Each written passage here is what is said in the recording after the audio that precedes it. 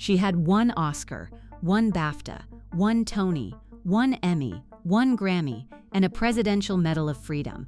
She wore Givenchy like it was invented for her specifically, because it was. She was the 3rd greatest female screen legend in the history of American cinema, according to the American Film Institute. She fed tulip bulbs to survive a war, lost multiple pregnancies to heartbreak and bad luck, gave the best years of her career away to motherhood without a second thought, and spent the last chapter of her life traveling to the most desperate corners of the earth to look children in the face and tell them they mattered. And when she died, she said the 2 things she was proudest of were not breakfast at Tiffany's, not Roman holiday, not the dresses, not the cigarette holder, not the little black dress that became the single most imitated outfit in fashion history. She said it was her boys, 2 sons, 1 from each marriage.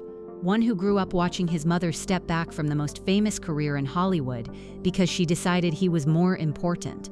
One who grew up not even knowing his mother was famous because she hid it from him so well that it genuinely worked. 2 men who then found each other, built something together in her name, and then spent the better part of a decade suing each other over it. This is not a simple story. It is not a tragedy in the classical sense, though it has tragedy folded through it. It is not a Hollywood fable with a clean ending, though it has beauty in it. It is the story of what it actually cost to be Audrey Hepburn's son, and what those 2 sons did with the debt. If you're enjoying this deep dive into the story, hit the subscribe button and let us know in the comments from where in the world you are watching from today. The woman they called Mom. To understand what it meant to grow up as a child of Audrey Hepburn, you have to understand what Audrey Hepburn actually was. Not the icon, not the poster, not the Givenchy silhouette standing in a cigarette holder of legend, the actual woman behind it. And the actual woman is, in some ways, more remarkable than the icon and considerably darker.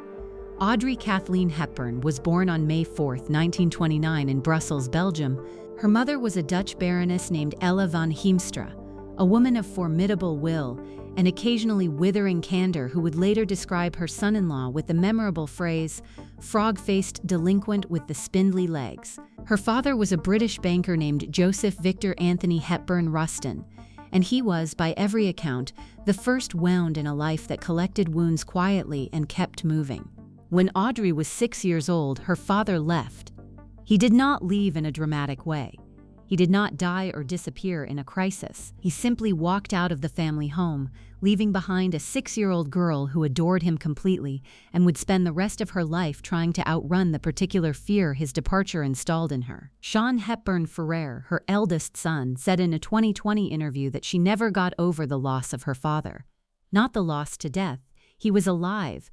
She eventually found him, decades later, living in Dublin and flew to Ireland to see him. But even then, he told Sky News, she could not bring herself to ask why he left. They saw each other. They were cordial.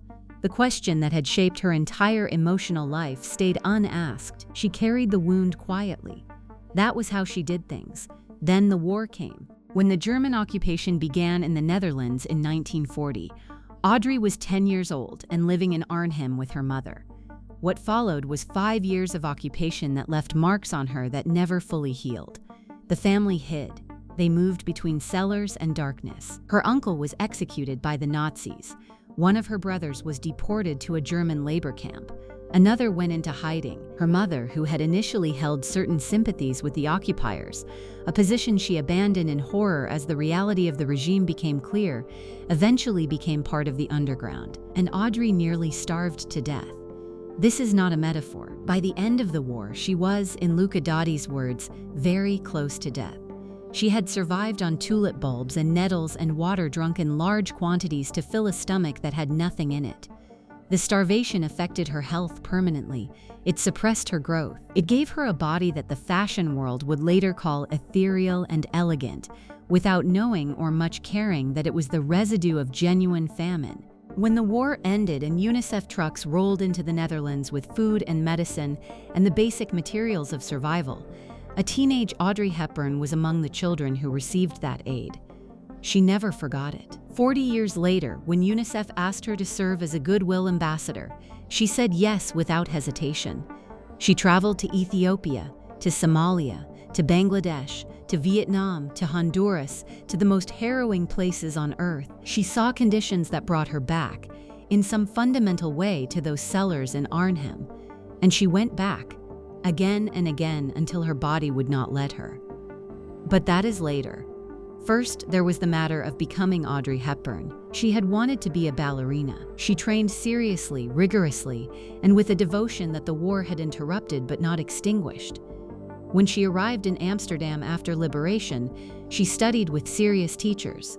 She was talented, but the starvation had done what it does.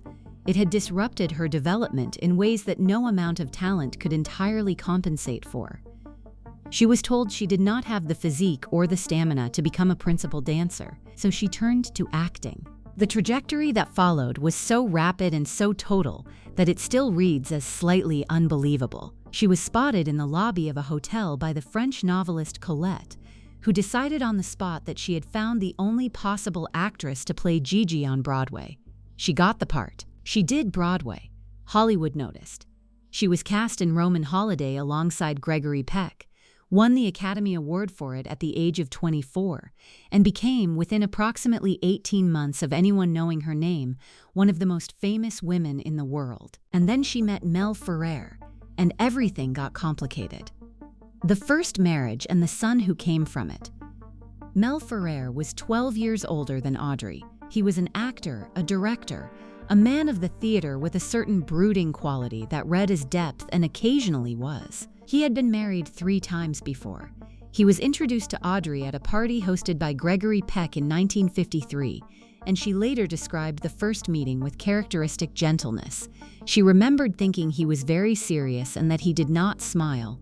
They found each other through work, as people in the industry often do.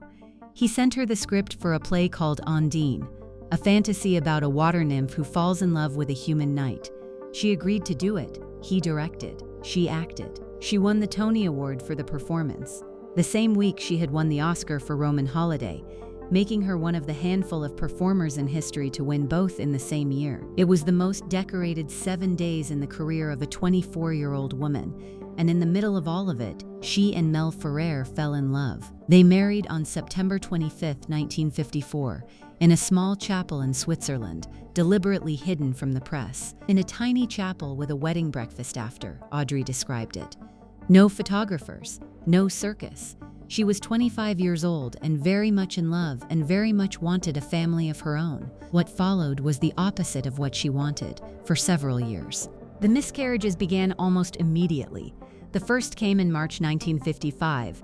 The second came later, at 6 months. A third followed during the filming of The Unforgiven in 1959, after she broke her back falling from a horse onto a rock on a rocky New Mexico set. The fall shattered several vertebrae. The miscarriage that followed was said to have been induced by the combined trauma of the physical injury and the psychological stress of what she had been through. She spent weeks in the hospital. Mel, by some accounts, had the film's fawn brought to her room as a pet to cheer her up, which is either very sweet or a slightly bewildering gesture depending on your frame of reference. Hepburn Ferrer spoke about those years in a 2020 interview with Sky News, with a quality of feeling that made clear he had spent decades thinking about what they cost his mother. The first miscarriage is a tragedy, he said, and the second one is not just another tragedy, but it gets you so many more miles away from thinking that you'll ever be able to have a child. The medical explanations, incompetent cervix, stress-related complications, were not available to them at the time. Nobody knew. People just kept losing pregnancies and being told to keep moving, which is what Audrey did because it was what she knew how to do. And then, on July 17, 1960, in Bergenstock, Lucerne, Switzerland, Hepburn Ferrer arrived. Audrey wrote to her friend Sir Felix Aylmer in the immediate aftermath. "Sean is truly a dream, and I find it hard to believe he is really ours to keep. He was theirs to keep." What is perhaps less immediately obvious from the outside is what Audrey Hepburn did next. She was, at this point, one of the most bankable stars in Hollywood. Roman Holiday had made her. Sabrina had deepened it. The Nun's story had confirmed she was not just a face. Breakfast at Tiffany's was about to happen. She was at the peak of a career that any actress in the world would have protected and expanded at all costs. She stepped back. Not entirely, not forever, but significantly, deliberately, with full awareness of what she was choosing. She turned down roles. She restructured her schedule around Sean's needs.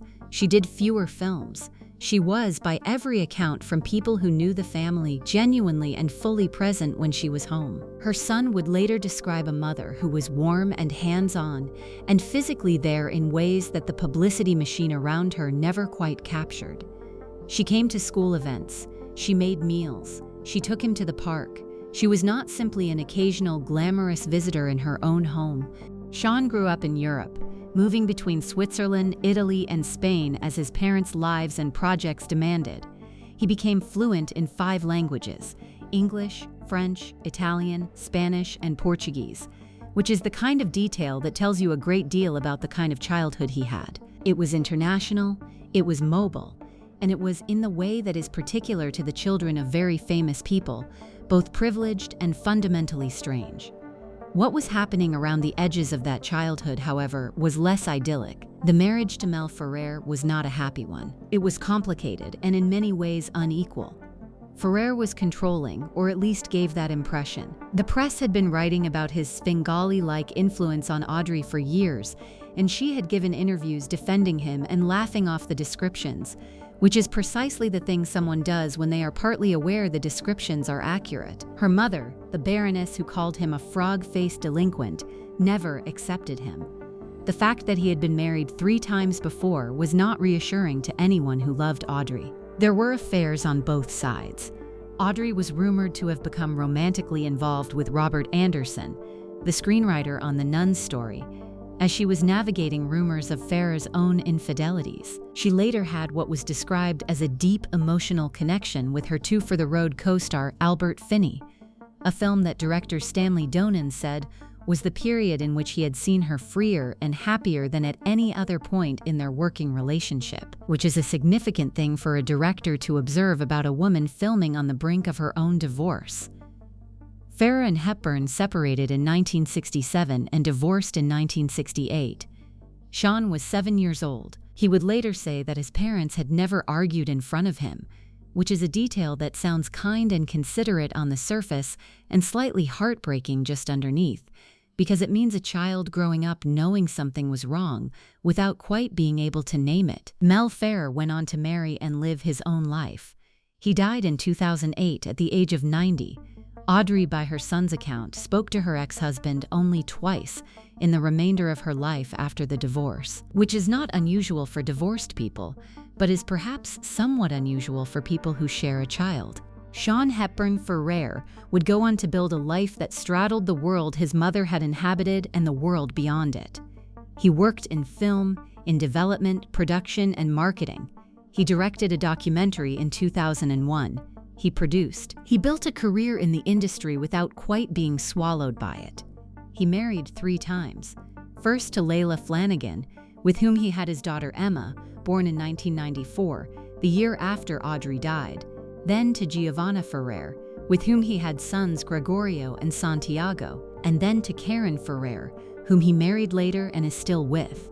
He is fluent in 5 languages, just like his mother. He became, in many ways, the public face of her legacy, the one who gave interviews, who gave speeches, who spoke movingly about what she had meant and what she had cost herself to be what she was. But the relationship between Sean Hepburn Ferrer and his mother's legacy would eventually become considerably more complicated than a son honoring a parent's memory, because there was also the charity, and the lawsuit, and the brother has his own story entirely. The second marriage and the boy who didn't know.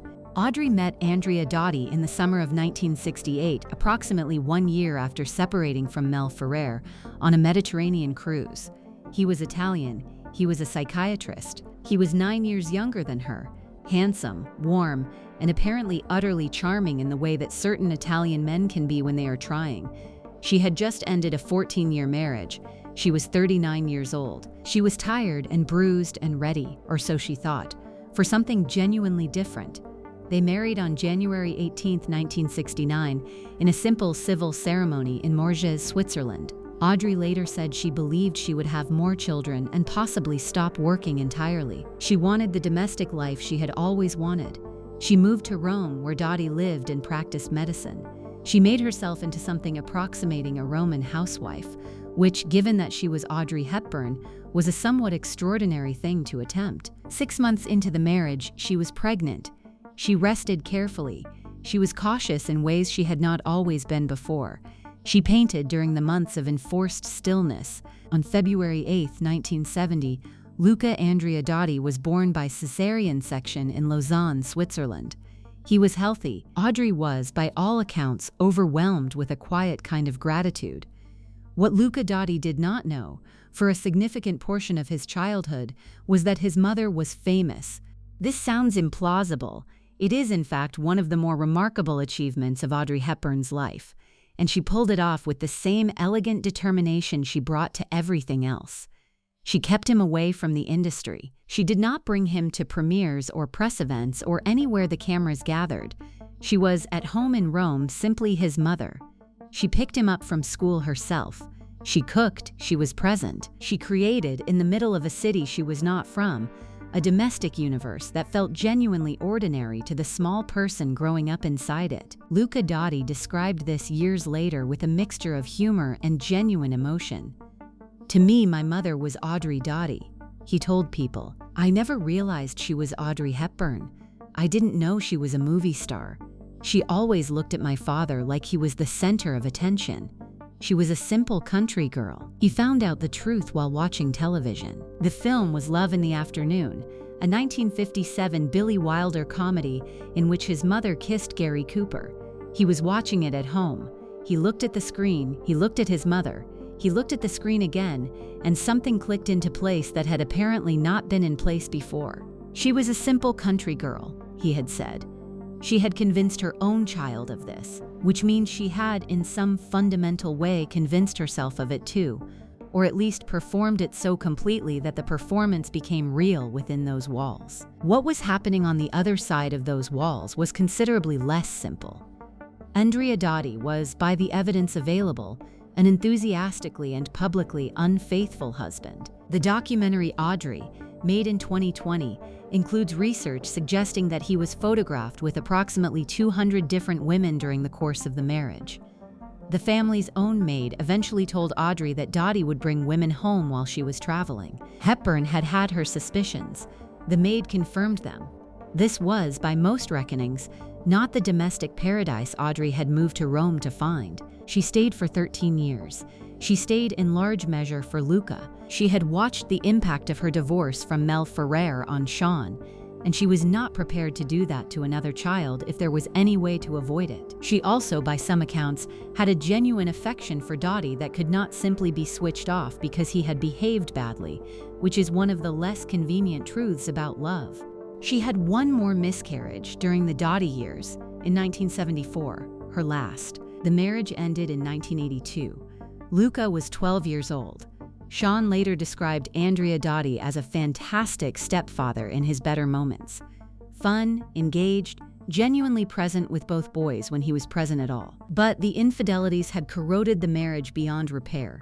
Audrey finally decided that both Luca and Sean were old enough to manage life with a single mother, which is a very specific calculus, and walked away. Andrea Dotti died in October 2007 from complications following a colonoscopy. He was 69 years old. After the divorce from Dotti, Audrey found something she had not quite found in either marriage. She found Robert Walders. Walders was a Dutch actor, quiet and devoted and private in ways that suited her completely. They were not married. They did not need to be. They spent 11 years together, traveling, living, and eventually, as her health declined, sitting with the knowledge that the time they had was finite. He was beside her when she received the diagnosis that would kill her. He was beside her when she traveled to Somalia and Sudan and all the places she was going, even as her body was beginning to fail. He was there at the end. If you find this story engaging, please take a moment to subscribe and enable notifications. It helps us continue producing in-depth content like this. The UNICEF years, what she did while they were growing up. One of the things it means to be Audrey Hepburn's son is that your mother's absence from your daily life when it came was not because she was making movies.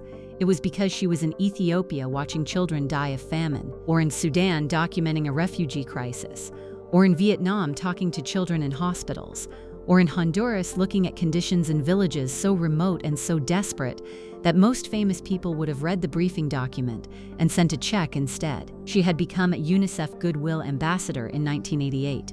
She was 58 years old. She had been retired from acting more or less for a decade. She had found that there was a version of public life that she could engage with, not as a performer but as a witness, and she threw herself into it with the same complete commitment she had brought to everything else. Both Sean and Luca have spoken about watching their mother do this work and what it meant to them. Sean accompanied her on some of the missions. He has described standing beside her in conditions of extreme poverty and deprivation and watching her engage with children with a directness and a warmth that had nothing to do with celebrity and everything to do with the woman he had grown up with. The same woman who picked up Luca from school and made pasta and was at home, simply his mother. Luca, in a 2021 interview, described the moment the 2020 book Warrior, Audrey Hepburn changed his understanding of what she had actually done. He said she had always told them stories about what she witnessed on these missions, but that they were always sugar-coated. The book, with its research and first-hand accounts, showed him the full scale of what she had walked into, willingly, again and again as her health was declining and the work was becoming physically harder to sustain. She had been supported by UNICEF as a child in the Netherlands. She spent the last years of her life paying that debt. The symmetry of it was not lost on her. She said so explicitly in multiple interviews. She said she owed them everything. She was trying to give some of it back. What her sons understood, watching this, was that their mother was not simply generous. She was driven. There was something in her. The 6-year-old whose father left, the 10-year-old eating tulip bulbs, the girl who was told she would never dance, that had converted into a kind of relentless purposefulness. She did not do things halfway. She did not send a check. She got on the plane. Both of them would eventually try to do the same, with complicated results. The diagnosis, the final Christmas, and the goodbye. In 1992, Audrey began to lose weight in ways that alarmed the people around her. She was already slender. The new thinness was different. There was pain in her abdomen. She went to Cedars-Sinai Medical Center in Los Angeles, where the diagnosis came: cancer of the appendix, specifically a rare form called pseudomyxoma peritonei, which had spread. She was given 3 months. Robert Walders was with her when she received the news. He later said she was not afraid of dying, but was frightened of the pain that was coming. Her one request was to go home. She had spent the last chapter of her life in her house in Tolochenaz, Switzerland, a farmhouse called La Paisible, which translates roughly as the peaceful one. She wanted to be there. She wanted one last Christmas with her children and her partner and the life she had built. She got it. Walders said later that she told him it was the most beautiful Christmas she had ever had. On January 20th, 1993, Audrey Hepburn died in her sleep at La Paisible. She was 63 years old. Sean was 32. Luca was 22. Her funeral was held 4 days later at the village church of Tolochenaz. The same pastor who had married her and Mel Ferrer 39 years earlier, and who had baptized Sean in 1960, presided. Gregory Peck, who had introduced her to Mel Ferrer and had been her friend for 40 years, recorded a tribute in which he read the poem Unending Love by Rabindranath Tagore, and by the accounts of everyone who heard it, he wept through most of it. Both ex-husbands attended. Mel Ferrer came. Andrea Dotti came. Hubert de Givenchy, who had been her designer and her friend for 40 years, was there. Roger Moore, Alain Delon, executives from UNICEF. Elizabeth Taylor sent flowers. Audrey was buried at the Tolochenaz Cemetery, in the village where she had lived the last years of her life, which was exactly where she had wanted to be. Her estate was valued at approximately $55 million. She left it primarily to her 2 sons, with equal rights to her name, her likeness, her film contracts, and the royalties from everything she had made. She left her jewels to her close family and friends. She left Robert Walders something. She left everything with a kind of quiet orderliness that matched the way she had lived her life.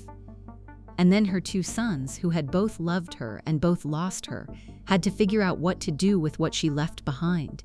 Sean, the son who carried her forward.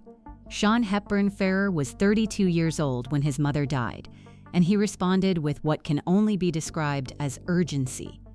Within a year of her death, he had founded a charity. He called it Hollywood for Children, and it was eventually renamed the Audrey Hepburn Children's Fund. He organized exhibitions of his mother's personal memorabilia, her dresses, her photographs, her personal effects, and took them on world tour, raising money for the humanitarian programs she had championed. He did it in cooperation with his half-brother Luca and with Robert Walders, who had been his mother's partner and who continued his relationship with the family after her death.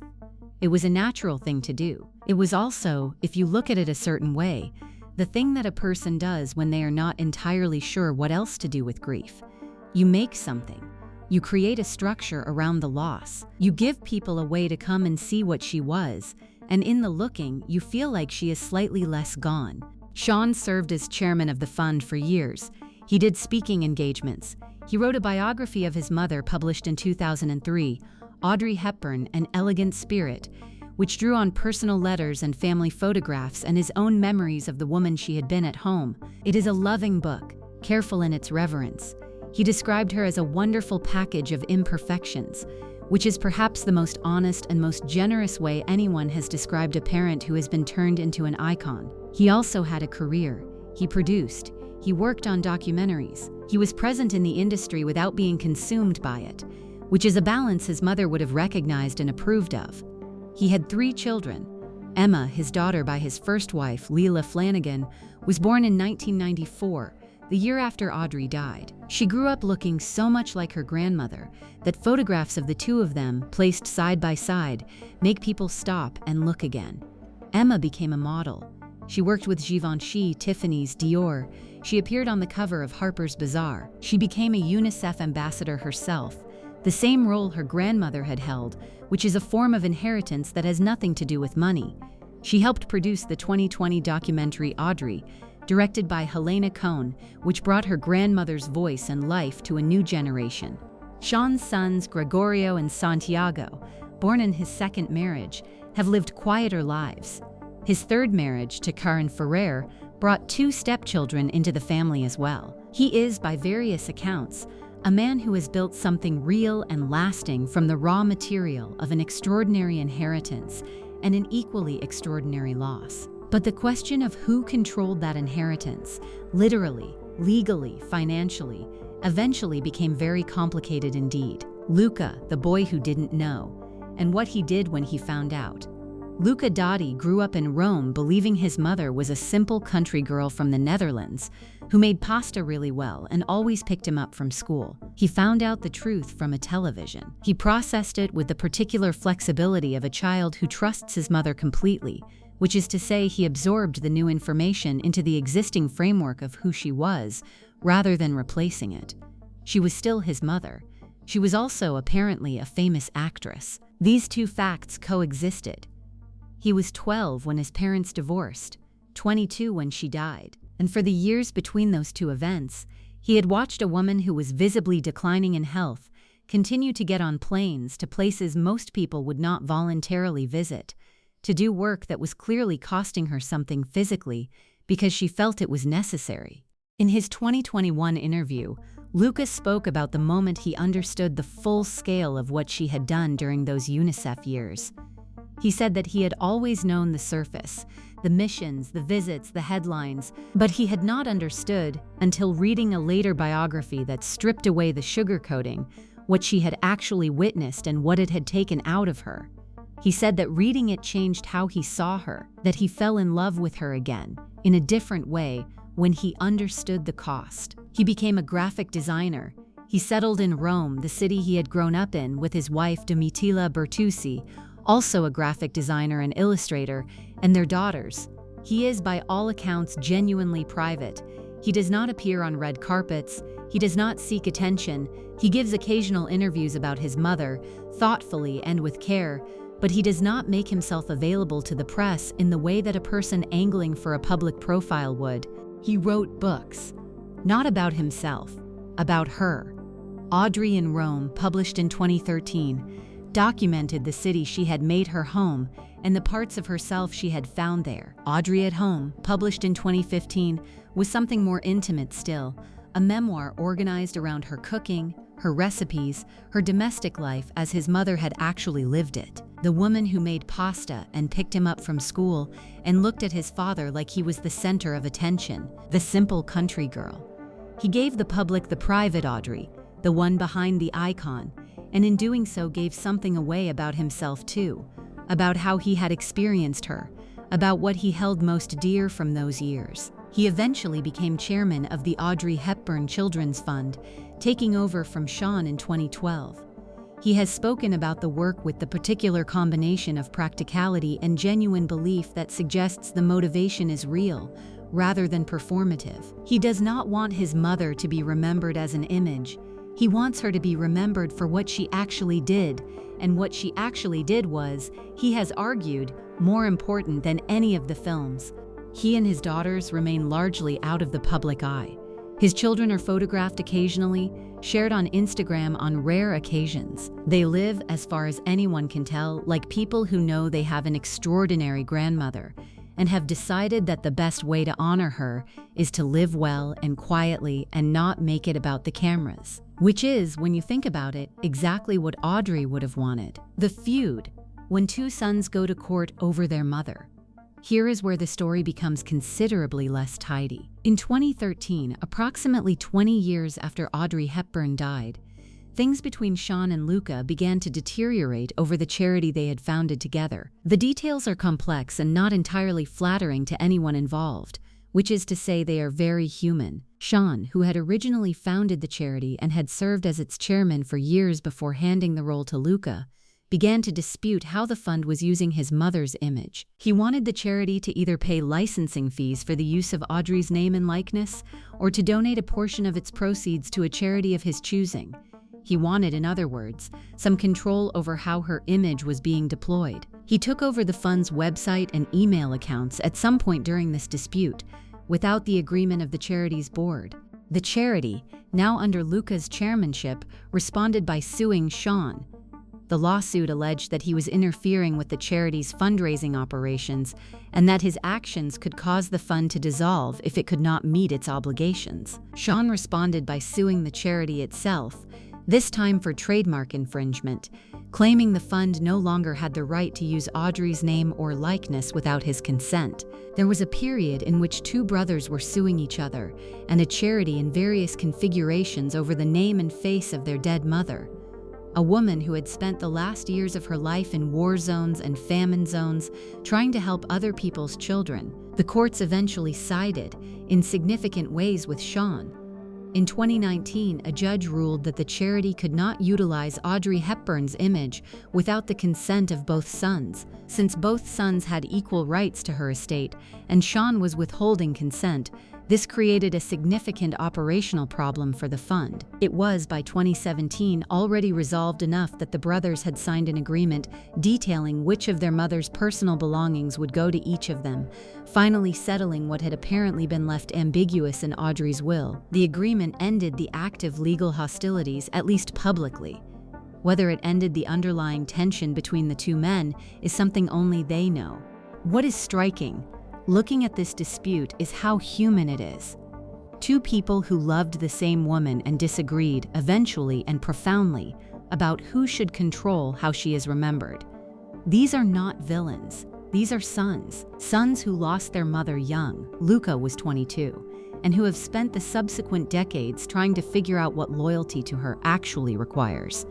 And who found, as siblings often do, that they had different answers. The broader context matters. Audrey's estate was worth $55 million at the time of her death. Her name and likeness have generated revenue far beyond that in the decades since. The Givenchy collaboration alone ensured that her image remains commercially valuable in ways that her sons are legally empowered to control. When that much is at stake and when grief is in the room alongside it, conflict is not surprising. It is almost inevitable. What remains on the other side of all of it is that both men are still working in her name. The Audrey Hepburn Children's Fund continues to exist. Both sons support it in their respective ways. Mel Ferrer, Sean's daughter, carries on the UNICEF work. Luca's daughters are being raised with an understanding of what their grandmother stood for that has nothing to do with the movie posters. What they carry. There is a photograph of Audrey Hepburn that was taken in 1990 during one of her UNICEF missions to Somalia. She is 61 years old. She is sitting with a child in her arms. The child is malnourished and frightened. She is holding him with the complete, unperformed attention of someone who is actually present in the room, not performing for a camera, not constructing an image. She looks like someone who has done this before and will do it again and knows exactly what it costs and has decided it does not matter. Her sons know this photograph. They have seen it many times. They have talked about it in interviews with the careful specificity of people who understand that the image contains something true. What they carry, both of them, is the knowledge of who she actually was. Not the poster, not the cigarette holder, not the little black dress, but the woman who ate tulip bulbs to survive and then went back 50 years later to every place where people were eating tulip bulbs because she understood from the inside what that meant. Sean has said publicly that the best-kept secret about his mother was that she was sad, that the perpetual elegance, the composure, the grace covered something underneath that the cameras never quite caught. His daughter Emma said the same thing in the 2020 documentary. The best-kept secret about Audrey was that she was sad. It's a startling thing to say about a woman so associated with warmth and lightness. But grief has a way of being a persistent presence in the background of a person's face, even when the face is smiling, if you know where to look. Luca has said that he wishes people understood that the humanitarian work was not separate from who she was, that it was the most essential expression of it. The films were how the world knew her. The UNICEF missions were how she knew herself. He grew up watching the second version of his mother, the one behind the icon, and he thinks the second version was more important. Both of them are right. The two versions were the same person. The girl who survived the war and the woman who went back to the wars was the same person who made pasta in Rome and who said Sean was a dream too good to believe was really theirs to keep. The wholeness of her is what her sons are still trying to explain, still trying to honor, still sometimes arguing about how to protect. She would probably find this very annoying and also completely understandable. Who they became. Sean Hepburn Ferrer is 64 years old. He lives in the United States with his wife Corinne. He has 3 children and 2 stepchildren. He is a film producer, an author, a public advocate for his mother's legacy, and someone who has spent 30 years explaining Audrey Hepburn to a world that thought it already knew her. He writes, he speaks, he produces. He named his daughter Emma, who looks exactly like his mother, and who has gone on to model for Givenchy, the same fashion house that defined his mother's aesthetic, and to work for UNICEF, and to help bring the 2020 documentary to an audience that received it with the particular emotion of people encountering something they thought they knew and discovering they didn't. He has said that he wants people to remember his mother for her talent, which is often overlooked because of her face. He has said that she deserved to be taken seriously as an actress, that the depth she brought to her work was real and considered and earned, and that the world's tendency to see her primarily as beautiful was always somewhat beside the point, which is exactly the thing a son would say who had watched his mother work and knew what it cost her. Luca Dotti is 55 years old. He lives in Rome, the city his mother chose and in which he grew up, with his wife and daughters. He designs. He has written 3 books about his mother. He chairs the foundation that carries her name. He does not give many interviews, but the ones he gives are careful and substantive and suggest a man who has thought seriously about what it means to carry a legacy without being consumed by it. He has said that as a child he did not realize his mother was an icon until after her death, that while she was alive, she was simply his mother, and that this is the thing he is most grateful for, that she gave him that, the ordinary thing, the cooking and the school pickups and the sense that at home she was just Audrey Dotti, who happened to also have once been someone on television kissing Gary Cooper. He carries the simpler, quieter version of her, and he has decided that version is the one worth protecting. The end and what comes after. Audrey Hepburn is buried at the Tolokana Cemetery in the village she chose, near the farmhouse called La Paisible. Both her ex-husbands died after her, Dotti in 2007, Ferrer in 2008. Robert Walders, who was with her until the end, died in 2018. The grandchildren are growing up. Emma models and advocates. The others live their private lives. The charity continues. The books are still being bought. The films are still being watched. Breakfast at Tiffany's is still being quoted by people who could not tell you a single thing about what the movie is actually about. And Roman Holiday is still being watched by people who find every time that she is more interesting and funnier and more alive than they expected. And her two sons, the one who grew up knowing exactly who she was, and the one who did not find out until he saw her on television kissing Gary Cooper, are both still here, still carrying her, still sometimes in conflict about what it means to do that correctly. She wanted to be a mother more than anything else. She said so repeatedly, in interviews and in letters and in the specific choices she made about her career that cost her roles she might otherwise have had. She stepped back for Sean. She stepped back for Luca. She left Hollywood and went to Rome and made pasta and picked children up from school because that was the thing she had decided mattered most. And it worked, in the sense that it always does and never quite does. Both boys loved her. Both boys lost her at ages that were too young. Both boys have spent the decades since trying, in their different ways, to keep her present in a world that has decided she was an image when she was, in fact, a person. She was a person who ate tulip bulbs and became a ballerina and then couldn't and became an actress instead and then became famous beyond all reasonable expectation and then became a mother and then a humanitarian and then a woman in the last years of her life sitting on the ground in Somalia, holding a child that wasn't hers. Two boys, two different fathers, two different childhoods, one in Switzerland, one in Rome. Two different ways of carrying the same weight forward into the world. They are still figuring it out. She would want them to. She would probably also want them to stop suing each other. But then, she was never entirely naive about the complications of love. Thank you for watching. For more detailed historical breakdowns, check out the other videos on your screen now, and don't forget to subscribe.